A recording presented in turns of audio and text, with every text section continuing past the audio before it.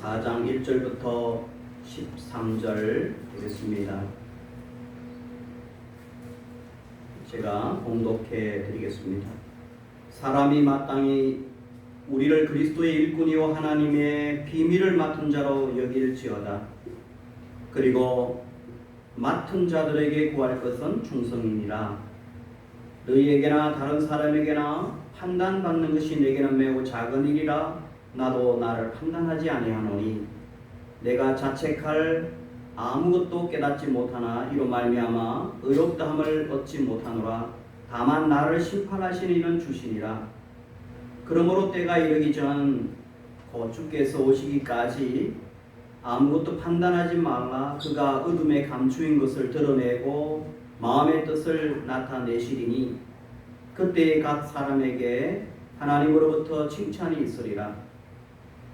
형제들아, 내가 너희를 위하여 이 일에 나와 아볼로를 들어서 본을 보였으니 이는 너희로 하여금 기록된 말씀 밖으로 넘어가지 말라 한 것을 우리에게서 배워 서로 대적하여 교만한 마음을 가지지 말게 하려 함이라. 누가 너를 남달리 구별하였느냐? 네게 있는 것 중에 받지 아니한 것이 무엇이냐?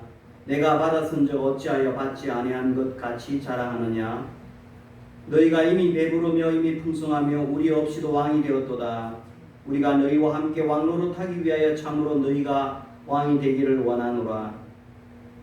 내가 생각한데 하나님이 사도인 우리를 죽이기로 작정된 같이 끄트머리에 두셨음에 우리는 세계 곧 천사와 사람에게 구경거리가 되었노라. 우리는 그리스도 때문에 어리석으나 너희는 그리스도 안에서 지혜롭고 우리는 약하나 너희는 강하고 너희는 존귀하나 우리는 비천하여 바로 이 시각까지 우리가 줄이고 목마르며 헐벗고 매맞으며 정처가 없고.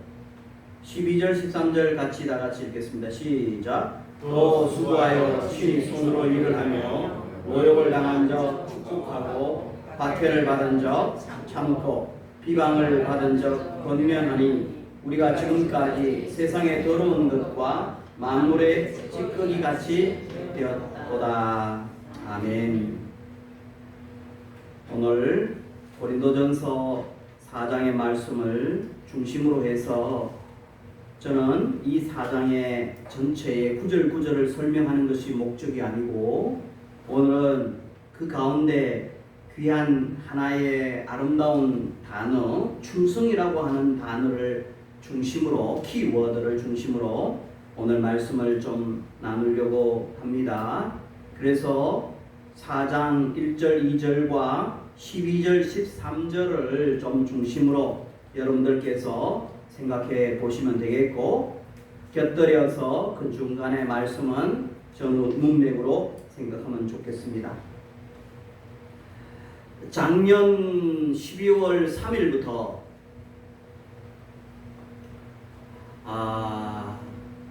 이 단어가 이 가슴 속에서 계속 떠나질 않습니다.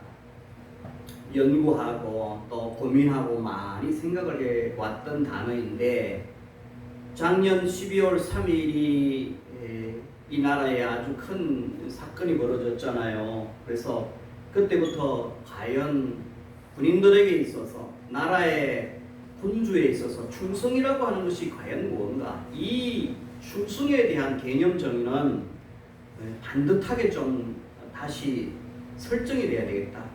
성경 안에서도 또 우리가 민주주의적으로도 언어적으로도 또 사회적으로도 이 충성에 대한 고민은 좀 해볼 필요가 있다. 이 충성 때문에 많은 군인들이 혼란스러웠고 이 충성 때문에 그러니까 민족의 지금 갈등이 일어나고 있는 것을 우리는 볼 수가 있습니다.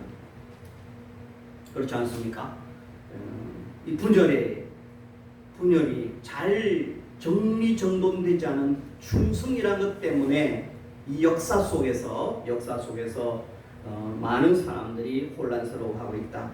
오늘도 이 말씀 속에서 완벽하지는 않지만 과정 속에서 하나님께서 은혜를 주셔서 성경에서 벗어나지 않을 정도로 충성에 대한 언어를 표현을 해 나갈 때에 하나님께서 저와 여러분에게 공감된 말씀을 주시기를 바랍니다.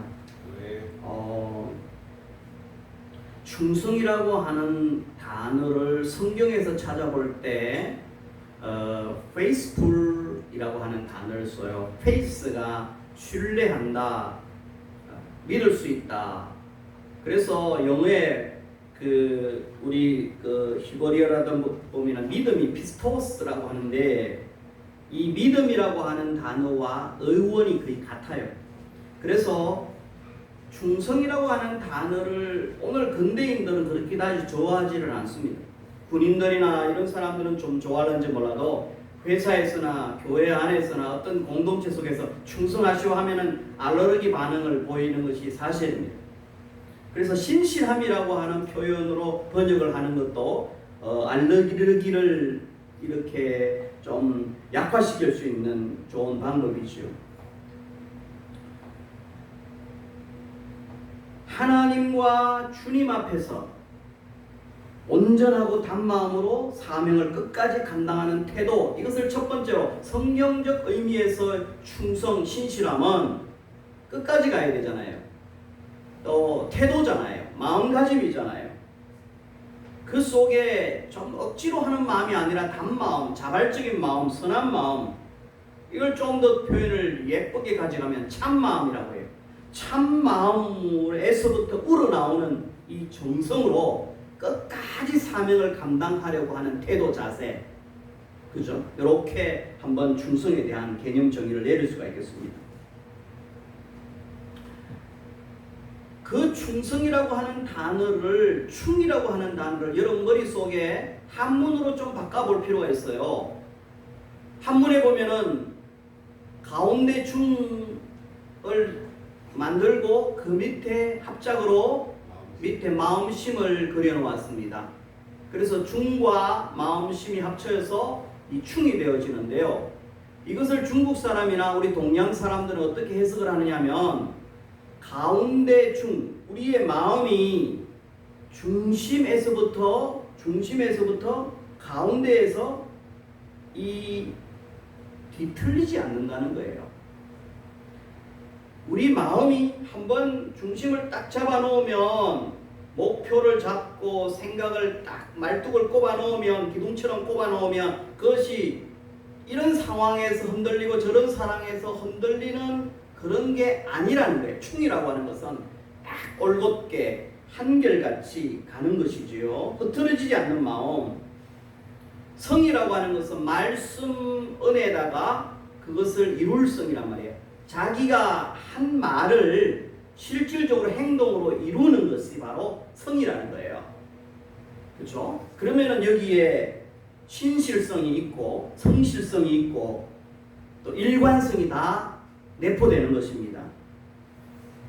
예전에는 이 충성이라고 했을 때에 우리 동양의 그 육아, 그 공자 이후의 육아를 이렇게 연구를 해보면은 그 후손들이 충성이라고 하는 것은 군자, 그러니까 신하들이, 훌륭한 신하들이 임금님을 섬길 때에, 조정에 나가서 임금님을 섬길 때에 이 충성된 생각을 하고, 또 충성은 그런 신하들이 집에 와서는 무엇을 하느냐 하면은 임금님과 회의를 하고 의전 회의를 할 때에 허물이 보이는 것을 보충하는 자세. 집에 와서는 임금님의 허물을 보충하려고 하고, 앞에 나가서는 임금님의 그 말씀과 그 조정의 일관된 생각들에 대해서 결집하는 그런 생각, 이게 충성이라고 했지요.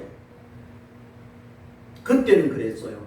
그런데 요즘 일상 속에서 회사나 교회나 모든 나라에서 선배들이, 고참들이 충성을 요구할 때 직원들은 충성에 대한 알러르기성 반응을 보입니다. 이런 표현을 써서 될는지 모르겠어요. 충성? 야, 충성해라.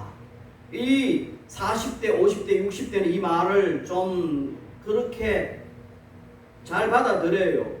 쉽게 이야기해요. 그러나 20대, 30대 충성? 그거 걔한테나 주십시오. 이렇게 반응을 합니다. 요즘 그래요. MZ 시대. 그리고 직장에서 조금 상급자들은 그 회장님이나 사장님들에게 충성 경쟁을 벌입니다. 이 사람들은 그렇게 되죠. 회사에 10년, 20년 물을 먹은 사람들은 충성 경쟁을 벌이지만 1년, 2년 차 이 직원들은 충성? MZ 시대의 이 충성? 그러면은 이렇게 반응합니다. 선배님, 누가 제 인생을 책임져 주나요? 회장님이 제 인생 책임져 주나요? 사장님이, 부장님이 제 인생 책임져 주나요? 왜 제가 그런 멍청한 짓을 합니까? 충성을 멍청한 짓이라는 거예요. 전요 월급 받은 값만 일할 거예요. 월급만큼만 할 거예요. 요게 MZ 시대들의 요즘 젊은이들의 사고방식입니다. 무조건 상명하복식으로 충성해. 옛날에 우리의 식대로 그렇게 충성해. 교회 충성해, 전도사님. 그러면요 꼰대라고 그래, 꼰대. 충성이 지금 조금 흔들리고 있어요. 나 그렇게 할 바에는 나는 택배 기사 할 거예요. 그래.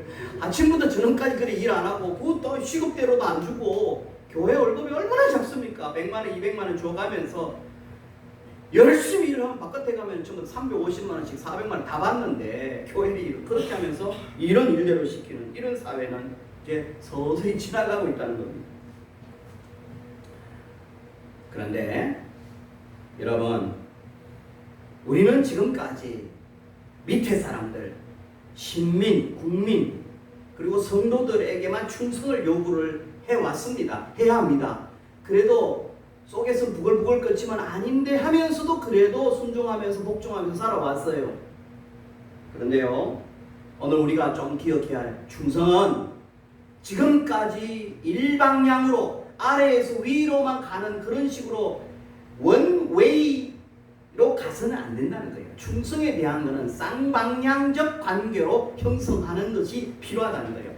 누가 충성을 해야 하느냐? 이 땅에서 하나님 앞에서는 왕이나 또 백성들이나 모두 다 동등한 직책상 왕이고 직책상 국민이지 동등한 관계 속에서 쌍방적인 관계 속에서 충성을 해야 된다는 거예요. 그렇다면은 지도자는 국민에게 충성해야 됩니다. 아멘입니까? 국민은 또 지도자에게 또 한편으로는 선한 마음으로 충성을 해야 되는데요. 그러면 나라의 지도자가 충성하는 방법은 뭐냐면 이런 사자성어인데 참 괜찮아요. 제가 책을 읽는 가운데 선우후락이라고 하는 표현이 있어요. 선우후락. 이 한문인데 먼저 선, 우는 근심 우, 후, 나중 후, 락은 절길 락이라는 거예요. 이게 뭐냐면은 지도자는 국민들이나 또 목회자나 많은 먼저 선배들은 먼저 천하 사람들이 근심해야 할 것을 앞서서 근심하라는 거예요. 먼저 근심하라는 거예요. 미리미리 긴장하고 미리미리 나라 사정이 어떻게 되어지고 교회 사정이 어떻게 되어지고 미리미리 한 달, 두 달, 1년을 앞당겨서 근심하라는 거예요. 그리고 후락, 지도자는 자기가 먼저 즐기려고 돌아다니지 말고 백성들이, 교인들이 먼저 즐거워하면 다 즐거워하고 난 연후에 그 즐거움 때문에 즐거워하는 거예요. 나중에 천하 사람들이 즐거움을 가지고 난 뒤에 즐거워하는 것. 맞는 소리 아니에요, 여러분? 그렇잖아요. 지도자들이 완전 술을 마시고 즐거워하고 잔치를 벌이고 그러면서 거기에 세금이 다 들어가고 이런 식으로 살면은 나라가 어떻게 됩니까? 그러면서 하는 소리가 있어요. 아주 지혜로운 사람들은 우리가 이 땅에 살면서 이 백성들이 위로를 향하여 충성하는 것은 한 사람에게 총애받는 사람이 되지 말고 존경받는 사람이 되라는 거예요. 다시 합니다. 한 사람에게, 우리는 밑에서 위를 향할 때 대통령이나 지도자 한 사람에게 총애받는 사람, 너 잘했어, 너 그러면 나한테 너무너무 잘하니까 딸랑딸랑이니까 아부하니까 너 그러면 총애받잖아요. 한 사람에게 총애받는 인생이 되지 말고 존경받는 인생이 되라는 거예요. 이게 충성이라는 거예요. 존경이 뭡니까? 자기 자리에서 항상 자기 일에 대해서 최선을 다하고 자루나 우루나 룰에 어긋나지 않고, 그죠? 정직하고 자기의 업무를 감당하고 사랑과 온유로 다른 사람들 돌봐주는 이런 자세로 일을 하면 존경받는 것 아닙니까?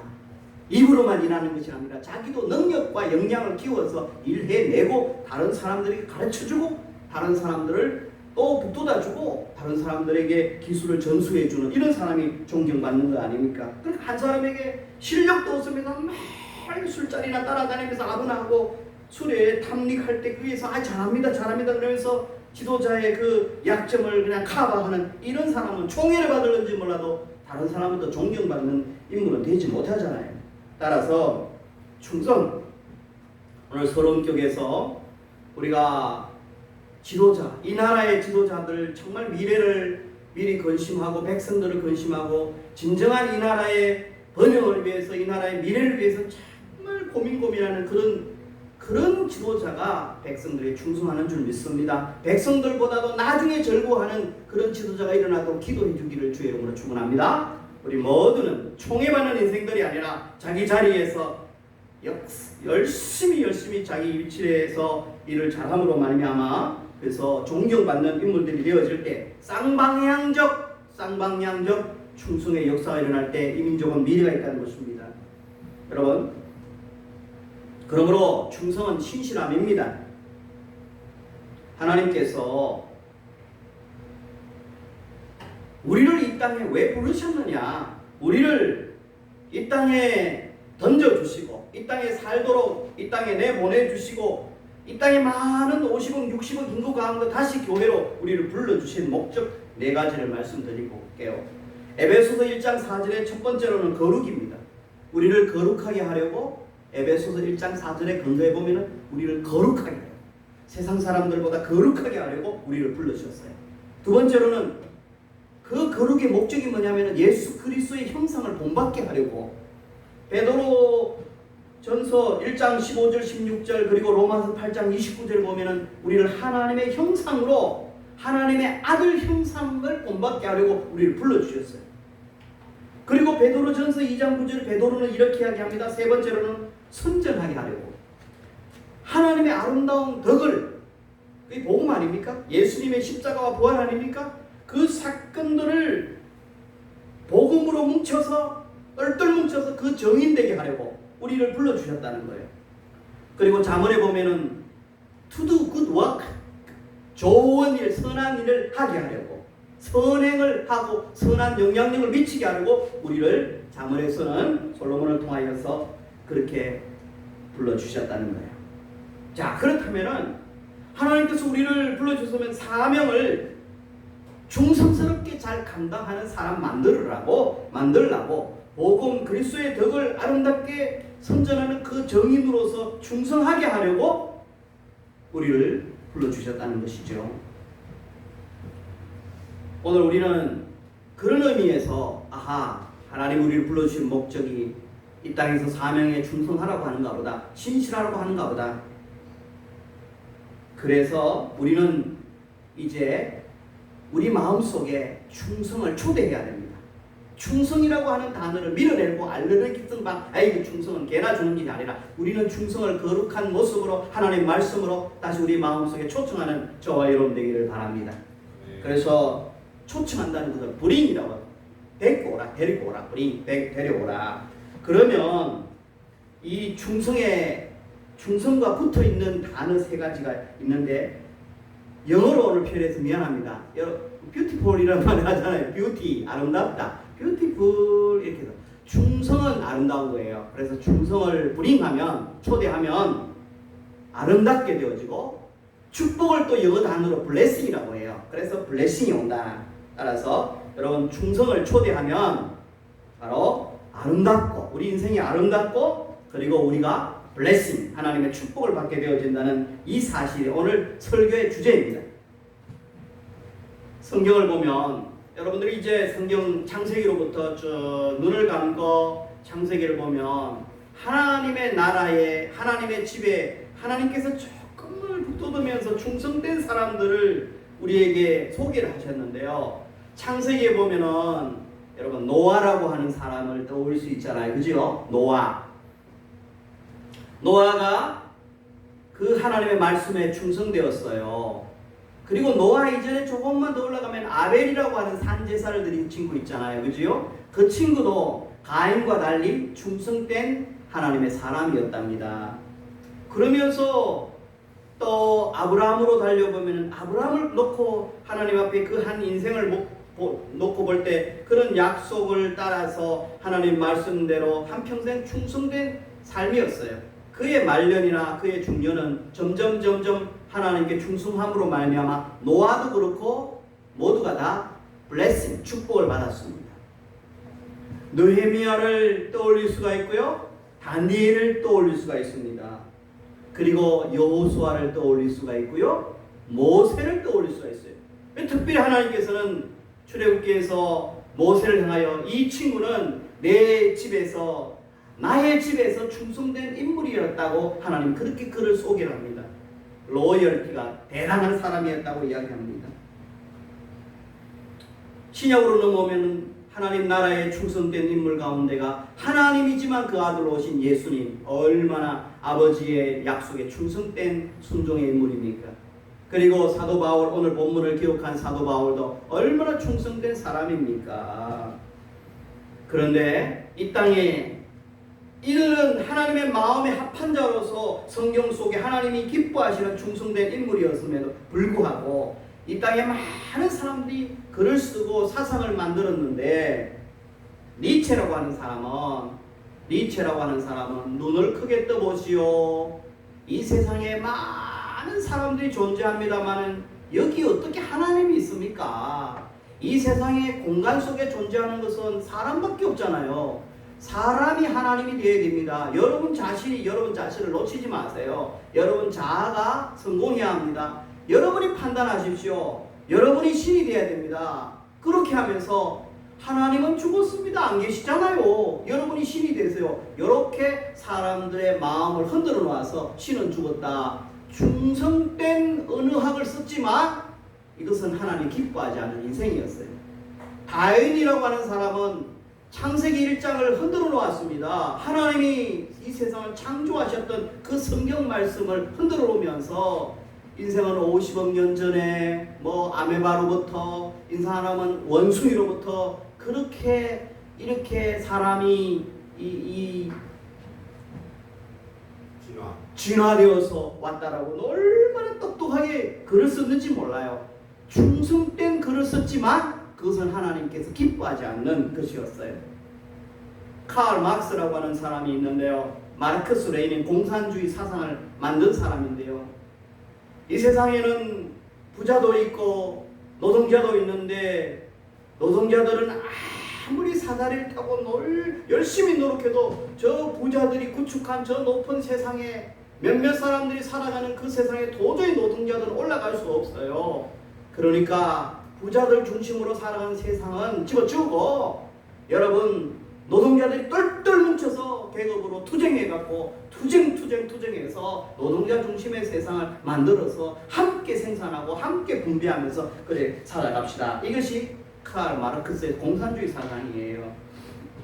그런데 이것도 역시 충성된 글을 썼으나 그것은 하나님을 기쁘시게 하지 못했다는 거예요. 그렇다면 충성도 두 종류가 있는데 하나님이 기뻐하시는 성경적 충성이 있는가 하면 이 세상에 사람들에게 만족하는 그런 충성, 그것은 후자는 우리는 버려야 된다. 그렇다면 오늘 본론적으로 가장 중요한 것은 그러면 우리는 성경 속에서 어떻게 충성해야 될까? 오늘 우리 본문은요 4장 2절 말씀, 우리 성경을 중심으로 다시 돌아와서 여러분 4장 2절에 보니까 그리고 맡은 자들에게 구할 것은 충성, 여기에 충성이라고 하는 단어가 소개됩니다. 그러면서 이 단어를 성립시키기 위해서 4장 1절을 이야기하고 있는데요. 사람은 마땅히 우리를 그리스도의 일꾼이라고 생각해야 된다. 우리는 성경 속에서 그리스도의 일꾼이다. 우리는 하나님이 창조하신 피조물이고 하나님이 이 땅에서 일하라고 보낸 일꾼들이다. 그리스도의 일꾼이다. 또 그게 더 좁히면 우리는 복음을 위해서 끝까지 달려가야 할 사람이다. 그게 바로 그 다음에 하나님의 비밀을 맡은 자로 여길지어다. 여러분의 정체성은, 저와 여러분의 정체성은 오늘 사도 바울이 이야기합니다. 우리는 일꾼입니다. 세상에서 많은 일도 해야 되지만 더 하나님 불러주신 목적은 그리스도의 일꾼입니다. 복음의 일꾼입니다. 하나님의 그 비밀을 함께 나누는 정인으로서 일꾼입니다. 그런 일꾼들이 어떤 태도를 취해야 될까요? 2절에 그리고 맡은 자에게 구할 것은 충성이라. 구한다는 것은 요구된다는 겁니다. 맡은 사람, 어떤 업무를, 임무를 맡은 사람, 직분을 맡은 사람은 요구되어지는 것은 신실합니다. 이렇게 해석할 수가 있습니다. 자, 그렇다면 맡은 자에게 요구되어지는 그 신실함 세 가지를 말씀드리려고 합니다. 첫 번째로는 우리 맡은 자는 하나님의 공동체 속에서 우리가 일을 큰 것도 맡고 작은 것도 맡잖아요. 그지요? 중요한 것도 맡고 또 하찮은 것들도 사람들이 볼 때 사소한 것들도 맡잖아요. 더 중요한 핵심적인 원리는 뭐냐면 작은 일에 충성해야 된다라고 성경은 말씀하고 있습니다. 마태복음 달란트 비유를 여러분 잘 아시지 않습니까? 1달란트, 2달란트, 5달란트. 5달란트는 보기에 커요. 2달란트도 좀 앵가히 커요. 그리고 1달란트도 그렇게 실질적으로는 작은 것은 아니지만 우리가 수량적으로 보면 참 작아요. 그런데 그가 열심히 잘 일을 했을 때에 2달란트와 5달란트를 향하여 칭찬하기를 작은 일에 충성하였음에 이 내가 큰 것을 너에게 맡기겠다. 여기에 흐르는 하나님의 사상은 무엇입니까? 성경은 이 땅에서 우리가 주어지는 모든 일들 가운데 참 작은 것에 신실할 수 있어야 된다는 것입니다. 작은 것은 사소한 일이죠. 보잘것없는 일입니다. 사람이 생각할 때 하찮은 일입니다. 남들이 보기에 가치 없어 보이는 일입니다. 복음의 측면에서 우리가 미국으로 가고 또 우리가 큰 캐나다로 가고 호주로 가고 잘 어느 정도 인격적으로 문명이 이렇게 발전되어진 큰 나라들로 가는 것은 참 어떻게 보면은 보람된 일이에요. 그런데 어떻게 보면 참 우리가 가기 싫은 그곳, 언어도 통하지 않는 그곳, 회교권이라든지 또 우리가 정말 미워하는 일본이라든지 동남아의 참 하찮은 나라들, 가난한 나라들, 그죠? 거기 보면은 뭐 캄보디아도 있고 거기에 또 그 올해 미얀마라든지 이런 나라들 있잖아요. 얼마나 참 미개하지만 그러나 그 나라 사람들 참 행복하게 잘 살아가요. 어렵지만 돈은 많이 못 벌지만 참 행복지수 높아요. 그런데 그들도 하나님 앞에서는 미국 사람 한 사람이나 그 사람 한 사람이나 동등합니다.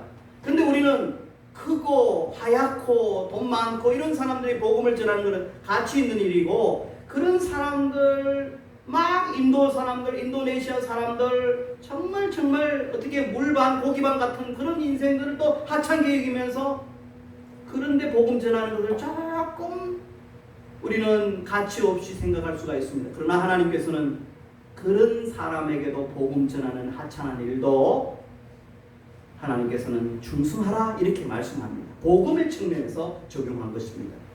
교회 안에서 성가대도, 교회 안에서 재정부도, 교회 안에서 복음 전하는 것도, 교회 안에서 또 당회를 형성하는 것, 이거 다 귀한 일이에요.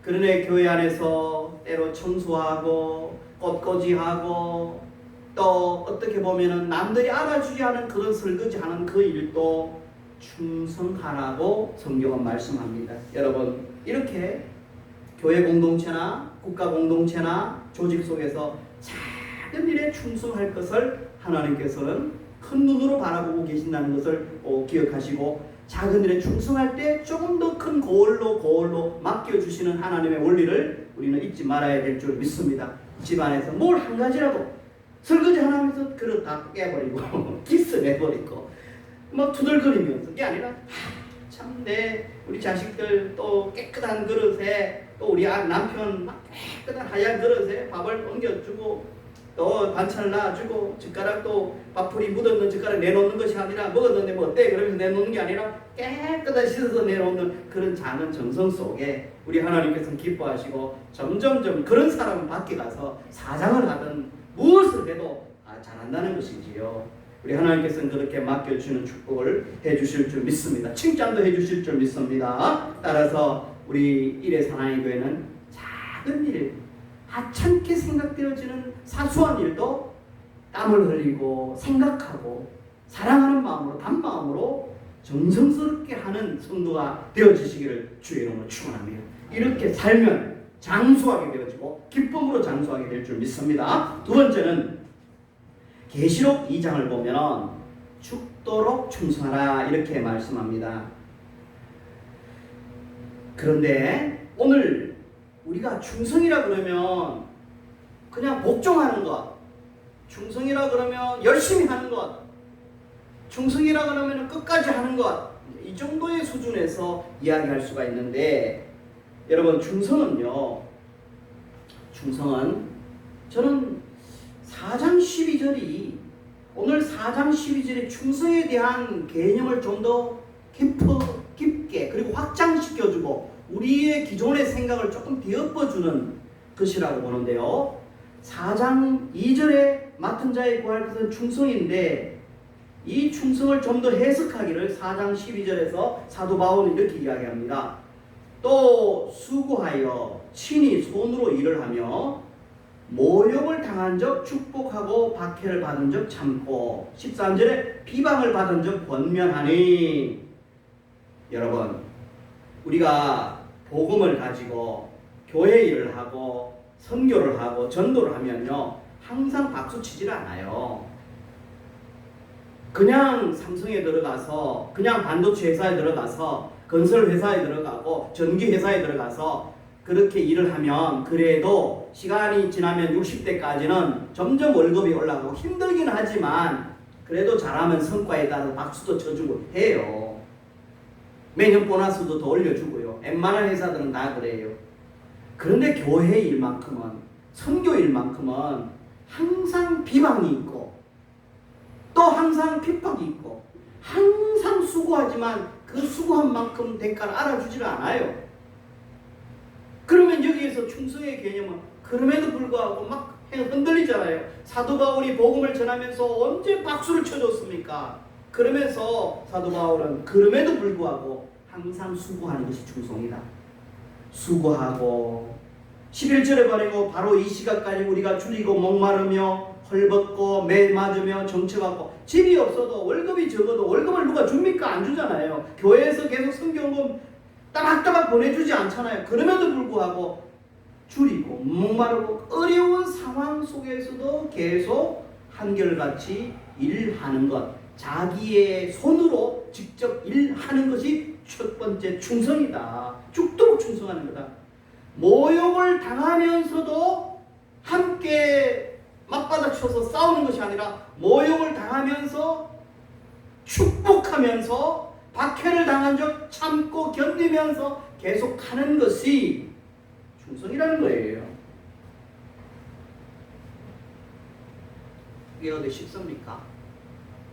그냥 열심히 하는 것, 좋은 환경 속에서 우리는 열심히 하는 것이 충성의 한 면이라면 사도 바울은 좀 더 깊이 여러분 복음이 하나님이 영광되어지고 생명 구하는 일이고 그 목적이 정말 하나님께서 기뻐하시는 엄청난 가치가 있는 그 일을 함에 있어서 그것을 손에 붙잡으면 놓지 말라는 거예요. 이 야구공을 한번 던지라는 거예요. 어떤 상황 속에서도 이 야구공을 손에 잡았으면 이 복음의 야구공을 손에 잡았으면 포수를 향하여 던지라는 거예요. 그죠? 포기하지 말고 땅바닥에 내팽이 치지 말고 계속해서 그 목적을 향하여서 알아주든 알아주지 않든 굶주리든 힘들든 오히려 힘든 상황 속에서도 한 걸음 더 나아 그들을 축복하면서 그 일을 하는 것이 충성의 사도 바울적 개념이다. 성경적 개념이다. 하나님이 기뻐하시는, 그래서 장차 천국에서 하나님께 축복받을 수 있는 근거가 마련되어지는 축복이라는 겁니다. 세 번째로는 끝까지 충성해야 된다. 성경은 그렇게 이야기합니다. 충성의 지속성, 한결같음, 이 자세. 요셉이 그렇지 않습니까? 아브라함이 그렇지 않습니까? 예수님이 그렇지 않습니까? 우리 성경에 나오는 모든 인물들 오늘도 이 충성. 그러므로 결론입니다. 충성은 하나님의 능력입니다. 충성은 신실함이지만 하나님 나라는 말이 아니라 능력이라고 했습니다. 사도 바울은 하나님 나라는 말에 있지 않고 능력에 있다. 이 능력은 어떤 의미일까요? 하나님 나라는, 교회는 목사가 병을 고치고 목사가 말이 힘이 있어서 설교를 잘해서 사람들 뒤집어지는 것, 이런 맥락 속에서는 이렇게 설명할 수가 없어요. 하나님 나라는 말이 있지 않고 능력이 있다. 이것은 너의 삶 속에서 어려움이 오고 박해가 오고 그럼에도 그 자리에서 버티고 견디고 그러면서 그 일을 계속하는 것, 이것이 바로 능력 아닙니까? 하나님 나라는 이런 의미에서 버티는 것이, 그 어려운 자리, 하찮은 자리에서도, 사소한 자리에서도 떠나지 아니하고 비록 후진국이라 할지라도 잘 섬겨내는 것, 이게 능력인 줄 믿습니다. 이렇게 사역할 때에 이런 사람은 존경받고, 그래서 충성은 뷰티풀, 아름다운 것입니다. 잠언 27장 9절에 친구의 충성된 권고는 아름답다. 이 충성은 여름 가뭄에 시원한 냉수라고 이야기하고 있습니다. 그리고 충성은 복됩니다. 하나님이 반드시 복을 주시잖아요. 우리가 또한 이렇게 연약한 자리에서, 사소한 자리에서 끝까지 의사로서, 또 때로는 선교사로서, 일꾼으로서 그 일을 포기하지 않고 할 때에 그들에게 복이 되잖아요. 그래서 나를 통하여 내가 축복의 통로가 되어지고, 나를 통하여 하나님 복을 그들에게 주시잖아요. 그래서 나를 통하여 그들의 눈물을 닦아주시잖아요. 그리고 이후에 하나님께서 수고한 저와 여러분의 눈물을 하나님 닦아주잖아요. 잠언 28장 20절에 보면 충성된 자는 복이 많아도, 또 잠언에는 충성은 양약이 된다. 시편 101편 6편에 내 눈이 충성된 자를 살펴 두루 찾는다. 내 눈이 이 땅에 충성된 자를 두루 찾는다. 오늘 성령께서 우리 각자에게 주신 음성을 들어주십시다. 요한계시록에도 성령이 교회에 하는 말씀을 들을지어다. 오늘 이 땅에 충성 때문에 많은 군인들과 많은 사람들이 이렇게 힘들어할 때, 여러분, 충성은 어떻게 보면 사람에게 하는 것이라기보다는 참된 가치, 영원한 가치, 그것은 하나님이여 복음인 줄 믿습니다.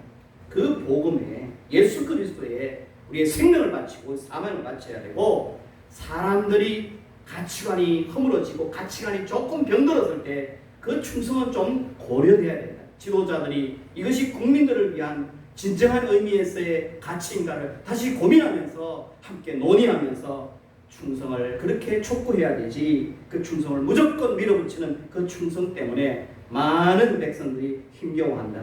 지도자의 충성 개념도 다시 제 성경으로 정립되어지고, 주 앞에서, 하나님 앞에 이 가치는 정말 온전한 가치인가, 백성들을 생각하는, 백성들의 번영을 위한 진정한 가치인가를 생각하면서 충성을 요구하고, 또 충성에 대해서 우리가 진정으로 아름답게 성경적으로 섬겨나갈 때 반드시 저 충성 속에는, 결론적으로 이겁니다, 성령의 열매 가운데 충성이 있는데요, 그죠?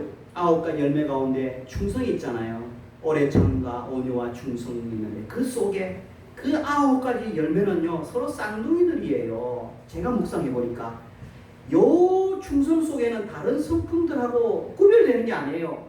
이 충성이 충성다우려면은 성령의 열매는 성령께서는 너 사랑하면서, 온유하면서, 오래 참으면서, 이런 성품들도, 이런 DNA도 가지면서 너 사랑하고 온유하면서 단마음으로 오래 섬기는 것이 충성이란다.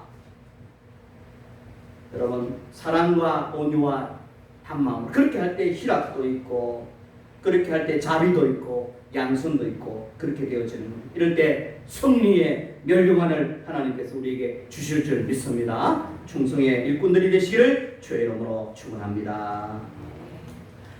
하나님 아버지, 주의 말씀을 따라서 이 땅에 허물어져가는 충성의 말씀을 다시 교정하며 선포하여 싸우니 주님 받아주옵시고, 우리의 모든 성도님들 마음속에 함께 쌍방향적으로 충성할 수 있도록 이 땅에 허물어진 충성이 바로 세워지게 도와주옵소서. 말씀에 근거한 충성이 있게 하여 주시옵소서. 저 러시아의 지도자도 또 우크라이나의 지도자도 젊은이들의 충성만 요구할 것이 아니라 욕심대로 전쟁하는 것을 멈추게 하여 주옵시고, 이 땅의 많은 지도자들도 온 백성들과 한 공동체 속에 살아갈 때 서로를 존중하면서 사랑으로 온유로 희락과 즐거움이 있는 그런 충성을 열매를 맺을 수 있는 이 땅의 정치 질서와 이 땅의 교회 질서가 되어지도록 역사하여 주시옵소서. 성령이여 충성의 열매가 온전하게 맺힐 수 있도록 대한민국의 성도들의 마음에도 그렇게 허락하여 주옵소서.